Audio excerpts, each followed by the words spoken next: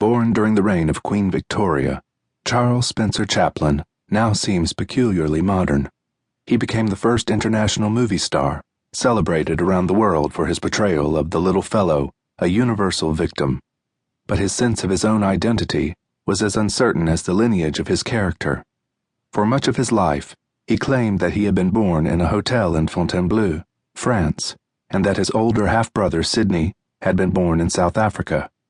He often told friends that he was far from sure that his mother's husband, Charles Chaplin Sr., was his biological father. At times he thought his real father might have been Jewish or even African American. He was undoubtedly at least 1/4 Romany or Gypsy, a heritage he sometimes denied and at other times took pride in. He was unsure, or pretended to be, of his mother's maiden name. Chaplin rose from the marginal classes of the South London slums, a stratum of society among whom family history was not a source of pride, but a catalogue of humiliations and tragedies to be glossed over with invention when they couldn't actually be forgotten. As he himself put it, to gauge the morals of our family by commonplace standards would be as erroneous as putting a thermometer in boiling water. As long as the facts remained mere bubbles, evaporating from the seething cauldron of the past, moral judgments were irrelevant. In his 60s, when he was working on his autobiography, Chaplin decided that the time had come to set the record straight. He paid a visit to the Central Registry Office of Vital Statistics in London, but his search for a birth certificate was unsuccessful. "I went to Somerset House, on the Thames," he told a much younger acquaintance, "and there is no Charles Chaplin." Nor did he find any records of his mother's family. They were nothing. Nothing. Nothing! Thanks to Chaplin's dedicated admirers in Britain, many, though by no means all, of the mysteries surrounding his early life have been resolved. His mother was born Hannah Harriet Pedlingham Hill on August 6, 1865, the daughter of a shoemaker, and grew up in Walworth, a working-class district of South London. Hannah's mother, one Mary Ann Hill, had married her first husband, a sign painter named Henry Hodges, when she was about 15. They had one son, also called Henry.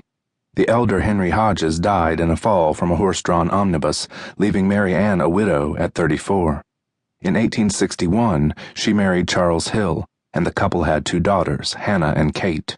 Mary Ann and young Henry worked side by side with Charles Hill as he plied his trade, but they never prospered. Hill suffered from rheumatism, and very likely he drank. He seems never to have had his own shop, and the family moved every year or two, occupying a series of cheap rented flats. Chaplin described his maternal grandfather as a good old Irish Mick, with a shock of snow-white hair, who hailed from County Cork.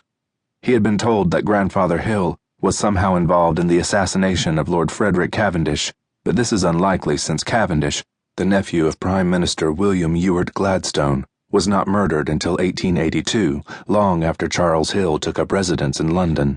Whether or not he had revolutionary sentiments, Hill does seem to have been a combative sort. He quarreled with both his daughters and eventually turned his wife out of his house, allegedly because he caught her in bed with another man. Hannah Hill was 18 when she escaped from this grim environment.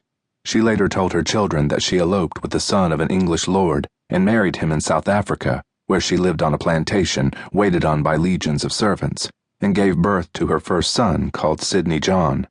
In fact, her lover's name was Sidney Hawks or something similar, and another version of the family story identifies him as a Jewish bookmaker. Jewish or not, Hawks was hardly the son of a lord, although there is some reason to suspect that he may have been the black sheep heir of a well-to-do family.